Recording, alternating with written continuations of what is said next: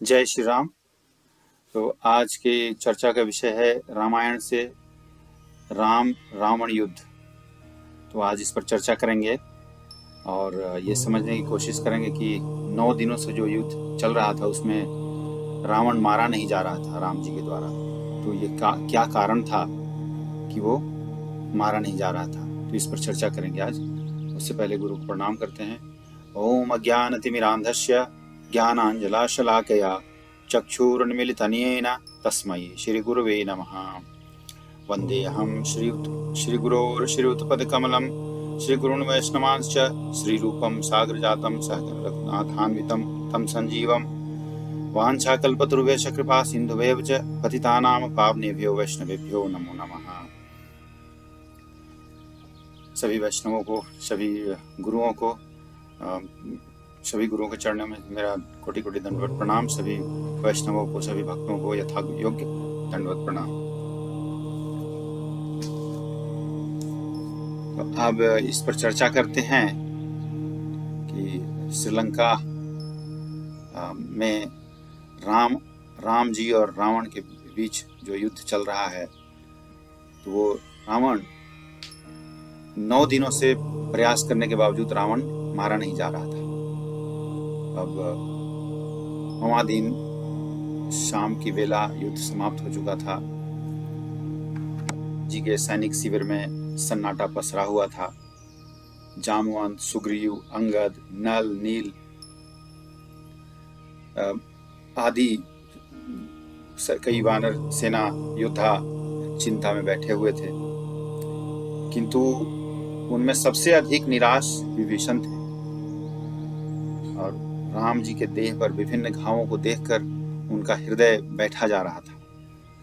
उन्हें लगने लगा था कि रावण की शक्ति से पार पाना मुश्किल है, ये राम जी के लिए संभव नहीं है, ऐसे लगने लग रहा था विभीषण को। और यह सत्य है कि राम के नेतृत्व में इन सभी प्रतापी योद्धाओं ने लंका की सेना को लगभग समाप्त ही कर दिया था, किंतु इसके बाद भी रावण मारे नहीं मरता था। विगत 9 दिनों से राम जी रावण को हत करने के सभी प्रयास जो कर रहे थे वो व्यर्थ हुए। और दूसरी ओर रावण ने अपने दिव्यास्त्रों के दम पर राम की देह को घावों का आगार बना दिया। राम अपने आत्मशक्ति के बल पर रण क्षेत्र में डटे हुए हैं, अन्यथा यह युद्ध तो कब का समाप्त हो गया होता। तो इसके बाद जब ये सब विचार करते हुए विभीषण ने श्री राम से कहा कि हे प्रभु, क्षमा चाहता हूं। उन्होंने कहा, प्रभु हम तपोभूमि में हैं, मतलब हम तपोभूमि में नहीं हैं, हम तप नहीं कर रहे हैं, यह रणभूमि है। तो विभीषण कह रहे हैं कि हम तपोभूमि में नहीं हैं, हम रणभूमि में खड़े हुए हैं।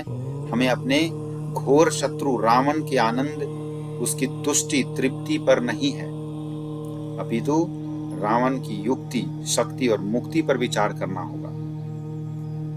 ये बात विभीषण ने श्री राम जी से कहा और कहा कि रावण मात्र एक योद्धा ही नहीं, विभीषण ने कहा कि उसकी नाभि में एक अमृत कुंड भी है, और अमृत के रहते संसार की कोई भी शक्ति रावण के प्राण नहीं ले सकती। और इस सत्य को जानने के बाद भी आप उसके निराकरण का कोई उपाय नहीं कर रहे हैं।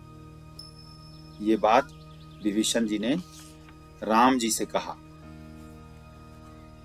उस पर राम जी कहते हैं, अत्यंत आदर और आत्मीयता से पूर्ण स्वर्ण में विभीषण की ओर देखते हुए राम जी कहते हैं,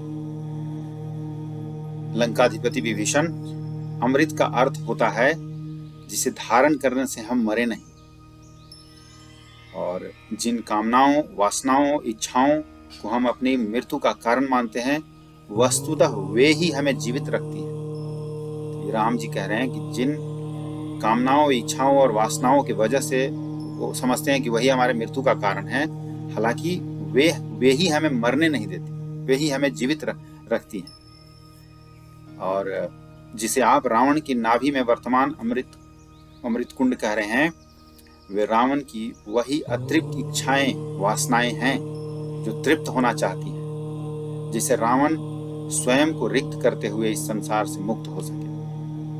तो रावण के नाभि में जो अमृत कुंड था, उसका रहस्य ये था कि वो अतृप्त इच्छाएं, वासनाएं जो हैं, वही है अमृत कुंड जो उन्हें रावण को जीवित रहने के लिए मजबूर करती हैं, और रावण उनको रिक्त करना चाहता है, रिक्त करके मुक्त होना चाह रहा था। तो राम जी आगे कहते हैं कि विगत 9 दिनों से यह वनवासी राम वे सारी उद्यम कर रहा है जिससे रावण अपने अंदर वर्तमान इच्छा, द्वेष, प्रतिहिंसा, काम, क्रोध, मद, लोभ, मोह, माया, मत्सर रूपी सभी वासनाओं से मुक्त हो सके। हमारे शरीर में 7 चक्र होते हैं। राम जी कहते हैं हमारे शरीर में 7 चक्र होते हैं, और वो 7 चक्र ये है, स्टार्ट होता है मूलधरा, स्वाधिष्ठाना, मूलधरा स्टार्ट होता है, और स्वाधिष्ठाना प्राइवेट पार्ट, देन उसके बाद मणिपुर चक्र जो नाभि होता है, उसके बाद अनाहता चक्र, सूर्य चक्र को कहते हैं, विशुद्धि, थ्रोट चक्र, उसके बाद त्रिनेत्र चक्र, एंड सबसे ऊपर होता है क्राउन चक्र, सहस्रा। तो ये 7 चक्र होते हैं मनुष्य के शरीर में। तो राम जी कहते हैं कि रावण समस्त साधना तप तपस्या के बाद भी अपनी नाभि में स्थित मणिपुर चक्र तक की यात्रा ही संपन्न कर पाया है। यानी रावण मणिपुर चक्र तक ही वो जीत पाया था, उसके आगे नहीं। यही वह अमृत कुंड है। इसी को अमृत कुंड व नाभि में कहा जाता है कि वो अमृत कुंड है। तो वो अमृत कुंड मतलब मणिपुर चक्र तक वो जीत चुका था रावण, जहां रावण की समस्त कामनाएं, वासनाएं प्रखरता के साथ प्रज्वलित हो रही हैं। नाभि का यही अमृत कुंड रावण को संसार भर में अपना प्रभुत्व स्थापित करने के लिए प्रेरित करता है। यही वो अमृत कुंड है जो अभी तक रावण को जीवित रखे हुए हैं। ऐसे साधक कर्मयोगी माने जाते हैं।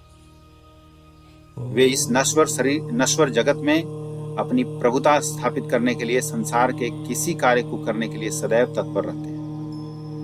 इस चक्र के सक्रिय होने से, मणिपुर चक्र के सक्रिय होने से तृष्णा, ईर्ष्या, लज्जा, भय, घृणा, मोह रूपी कसाई कलमश दूर होते हैं। यह चक्र 10 दल कमल पंखुड़ियों से युक्त है, अर्थात 10 प्राण वाला होता है। इसीलिए आपके भाई रावण के बारे में यह कहा जाता है कि उनके 10 मुख हैं, उनमें 10 मनुष्यों की शक्ति है। ये ऐसा कहा जाता है कि रावण के 10 सिर हैं। तो 10 सिर वही कह रहे हैं कि 10 चक्र, मतलब ये जो मणिपुरा चक्र है 10 दल कमल पंखुड़ियों से युक्त होते हैं, और वो अर्थात 10 प्राण वाला होता है। इसीलिए रावण के सिर में मतलब रावण के 10 सिर थे। और इस चक्र के देवता विष्णु और लक्ष्मी हैं। इसलिए रावण सहज रूप से श्री शक्ति लक्ष्मी की ओर आकर्षित होते हैं। वे उनका हरण करके विश्व के प्रत्येक अणु में प्रकाशित होने वाली चेतना लक्ष्मी के स्वामी विष्णु को सिद्ध करना चाहते हैं। ये राम जी विभीषण से कह रहे हैं। किंतु विष्णु को सिद्ध करने के लिए आत्मवान होना आवश्यक है, और आत्मवान होने के लिए अनुभव करना आवश्यक होता है कि हम देह नहीं आत्मा है। राम जी ने विभीषण से कहा कि हम किसी भी मनुष्य को ये अनुभव करना बहुत जरूरी है, आवश्यक है कि हम देह नहीं हैं, ये शरीर नहीं है, हम शरीरी हैं। इसमें एक और हम देहधारी जीव है, मतलब वो जीव जो आत्मा है उसको हम धारण किए हुए हैं। और राम जी आगे कहते हैं, विगत 9 दिनों से अपनी देह पर रावण के सभी आघातों को सहते हुए, अपने चित्त को अमल और अचल रखते हुए मैं रावण को यही सब अनुभव करा रहा हूं कि आत्मज्ञान, आत्मशक्ति और आत्मसम्मान की आभा से प्रकाशित साधक के लिए जीवन का कोई भी लक्ष्य दुर्लभ नहीं होता। रावण भक्ति मार्गी नहीं, ज्ञान मार्गी है। भक्ति मार्गी व्यक्ति परम सत्ता के समक्ष पहले समर्पण करता है, उसके बाद उसे समझता है और फिर और जो ज्ञान मार्गी होते हैं वो पहले समझता है, उसके बाद समर्पण करता है। इन दोनों की कार्य पद्धति अलग होते हैं। अलग होने के बाद भी इनका उद्देश्य एक ही होता है। दोनों ही भवसागर से भवसागर को पार करना चाहते हैं। पिछले 9 दिनों से रावण समझने की प्रक्रिया में रत है। कल 10वां दिन है, दशमुख की समाप्ति का दिन। कल रावण समर्पण के भाव से भरा हुआ समर भूमि में प्रवेश करेगा। रावण अब मुक्त होना चाहता है। इतना सुनने के बाद विभीषण अवाक हो गया और अवाक से राम को देख रहे थे। रावण का अमृत कुंड जो संसार के लिए एक गहन रहस्य का विषय था, उस रहस्य को राम ने कितनी सरलता से हल कर दिया। 10वां दिन सुबह ब्रह्म मुहूर्त में रावण अपनी पूजा प्रारंभ कर दिया। आज आखिरी पूजा थी और रावण अपने शिव जी के अलग भवन में एक मंदिर बनाया हुआ था, वहां पर शिव जी की आराधना करता था, वहीं पे पूजा कर रहा था। तो मंदोदरी ने जब देखा तो रावण वहां पे अपना पूजा गायन में संलग्न था और पूजा करते समय रावण के भाव में अहंकार नहीं था, अब समर्पण और कृतज्ञता का भाव था। वो भी शिव जी के प्रति, शिव जी के अति प्रिय रावण आज भगवान के प्रति कृतज्ञ था। मंदोदरी को देखने के बाद रावण उत्साह से भर गया और कहने लगा, आज अंतिम युद्ध है।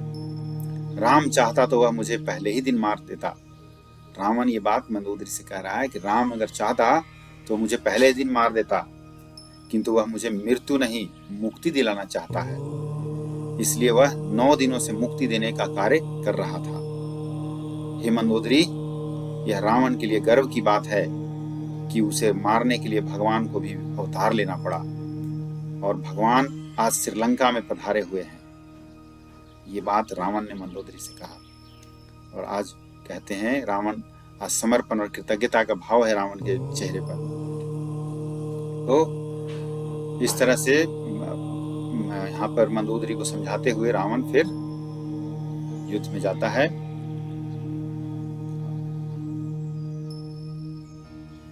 और 10वां दिन के युद्ध की समाप्ति पर रावण की मृत्यु हो जाती है। रावण राम जी के हाथों मारे जाते हैं। तो रावण एक हठ योगी था। वह चाहता था कि भगवान लंका में पधारें, किंतु उसने गलत रास्ता चुना। रावण की दृष्टिकोण ये थी कि सभी को मुक्ति दिलाना है, फिर चाहे उसके पुत्र हो या कुंभकर्ण या बाकी दूसरे राक्षस हो। विभीषण पहले ही भगवान के शरण में जा चुका था, इसलिए सभी को मुक्ति दिलाने के बाद रावण बहुत विद्वान था, बुद्धिमान भी था। रावण ने सभी को मुक्ति दिलाया। उसके बाद अंत में वो स्वयं जाता है, युद्ध में जाता है। रावण एक अत्यंत विद्वान आचार्य था। उन्हें सभी पता था कि राम ही विष्णु के अवतार है। फिर भी वो रावण ने ये शत्रुता मोल ली जानबूझ के और सीता माता का हरण किया, ताकि ये ऐसा करेंगे तो भगवान श्रीलंका में आएंगे और हम राक्षस जातियों को मुक्ति दिला देंगे। और यही हुआ, जैसा रावण ने चाहा वैसा ही हुआ। इस तरह से ये रावण के मृत्यु का रहस्य पर आज चर्चा को समाप्त करते हैं। इसी तरह और आगे रामायण और महाभारत या भगवत गीता से सुनने के लिए, चर्चा पर करने के लिए वीडियो को लाइक और सब्सक्राइब कर सकते हैं। धन्यवाद। जय श्री राम, जय श्री कृष्ण। हरे कृष्णा कृष्णा कृष्णा हरे हरे, हरे राम राम राम हरे हरे। वांछा कल्पतरुभ्यश्च कृपा सिन्धुभ्यश्च पतितानां पावनेभ्यो वैष्णवेभ्यो नमो नमः।